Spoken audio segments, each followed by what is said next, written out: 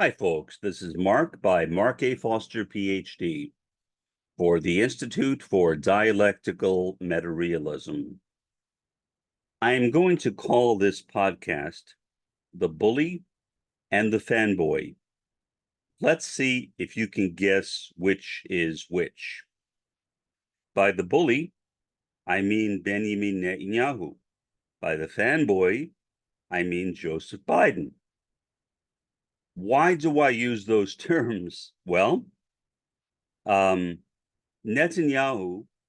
could care less about stability in West Asia.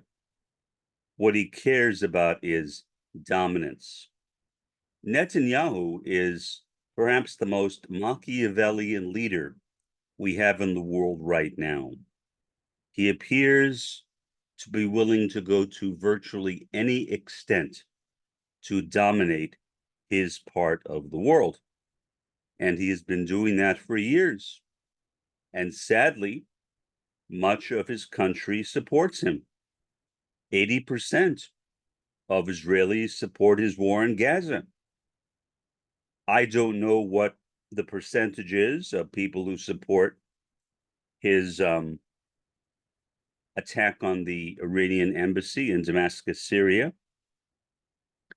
But I would imagine it's a large number. I could be wrong, but based upon my knowledge of Israeli thought, and I've known a lot of people from that background over the years, I find it hard to imagine that most Israelis would not be cheering Biden on as he bombed the Iranian embassy in Syria. So he is a bully, whether it's in Gaza, whether it's in Lebanon, whether it's in Syria, or now, whether it is in Iran.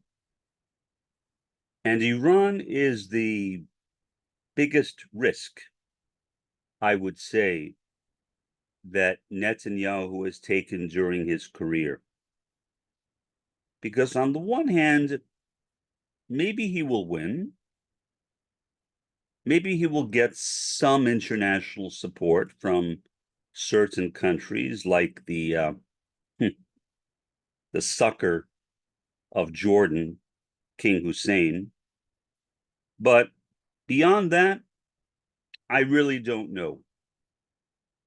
Here's one thing that I have observed in recent hours with, I guess the only word for it is amazement. Joseph Biden said that he will not support an Israeli retaliatory strike on Iran. I was totally amazed by that. That seemed to go against everything that Biden has been doing up till this point. The question is, what does not support mean? I don't know. Does that mean that he will not support the idea of Israel doing it? Or does that mean that he will not support the consequences that Israel may pay after doing it, if there are any consequences? In other words, Biden will completely separate himself from that affair. So if Israel gets into some serious trouble with other countries as a result of a retaliatory strike on Iran, that Biden will stay completely out of it. What we do know is that Biden is afraid of regional escalation. He has said so many times, and I think we have little reason to doubt him.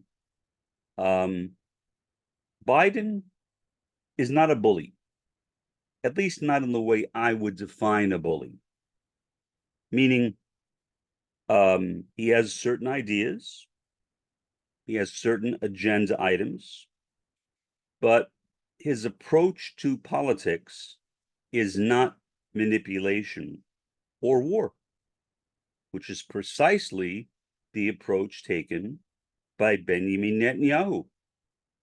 Benjamin Netanyahu appears to be afraid of no one. And that is a really, really dangerous way to be. Because there are always people that you should be afraid of. I don't care how big you are. I don't care whether you are the president of the United States. There are always other countries who may try to come after you. But Bibi Netanyahu seems totally ignorant of those matters. He just doesn't seem to care. He seems to be, maybe obsessed is not the right word, because that almost sounds like I'm turning the matter into psychobabble, which is the last thing I want to do, like turning it into a kind of OCD-ish behavior, which is not what I mean by that. I'm using the word obsessed in a much more careful and typical way. So let's pick another term than obsessed. Bibi Netanyahu appears to be overly committed to getting rid of Iran. And he has been for years. This is nothing new. As I said in my last podcast, the only thing that surprised me, given the success of Israel bombing the Iranian embassy in Damascus, followed by this massive support from all over the world following the inevitable response by Iran, with people blaming Iran, not Israel. So, given that, and the fact that Biden was one of those people who blamed Iran and not Netanyahu, I just find it incredulous that Benjamin Netanyahu and Bibi Net and Joe Biden are even on speaking terms right now. Apparently, according to reports, Netanyahu's response to Biden was, "I understand," or words to that effect. In other words, he did not try to pressure Joe Biden to join him on another round of attacks or even a single attack against Iran. That tells me a couple of things, but mostly it's that Netanyahu has not really made up his mind about whether he is going to respond to what Iran did. The fact that he sees that the US has said, in effect, thus far and no further, may show that Netanyahu is having his own questioning in his mind. And perhaps he may step back and ask himself whether it is really worth it. Bullies are generally cowards. As an autistic, I grew up being surrounded by bullies for my entire childhood, and periodically in my adulthood as well. Like when about a year ago, someone threatened to strangle me. And there have been other incidents as well like that.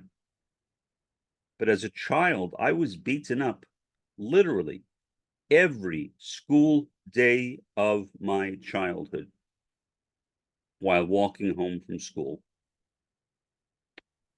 I did not understand the mindset of the bully back then. I wish I did. Because if I did understand it, I might have been able to respond, which I did not do. I basically just let them punch me and kick me and throw me to the ground and whatever they chose to do. I didn't. I literally made no attempt to fight back. And I think that was my greatest mistake. I let people get away with it. There were no consequences for all the people that attacked me. In fact, the major person to face consequences was me. I was sent to a special school in New York State. It's called BOCES. I think it stands for Board of Cooperative Educational Services. But this particular branch of BOCES is kind of one step between public school and reform school. That is the last place that I belonged. I did not bully anybody. I never beat anybody up. My assumption is that the school literally did not know what to do in my case. And so they said, well, let's just get rid of him. Fortunately, even then, I had enough willpower and I demanded that I no longer go to BOCES anymore. My demands were listened to, including by my mother, which also surprised me because she generally has been a sucker for authority. And she was like that as long as I knew her. Whenever an authority figure said anything, she would simply do it. She would not ask any questions. She believed in following the boss, whoever the boss happened to be at that moment. But in this case, she agreed with me. And so she went to my school, my original public school, and said that, look, Mark is being treated miserably in BOCES. He's being beaten up worse there than he was when he was in public school. As a result of that, I got returned to the public school. On my first day back, one of the teachers, who I never really liked very much for a variety of reasons, she didn't like me, I didn't like her, whatever. But she walked up to me and said, "Why did you come back?" I thought of all the things I could have said to her. And I think I would have gotten away with them because of what she did. But I decided I simply gave her a big smile like this. There was no point in responding to her. I don't even recall her name, in fact, right now. And I really don't want to recall her name. I assume she is long dead. And so it's not my affair. It's not my business. I never saw her again. She never said anything to me after that particular thing.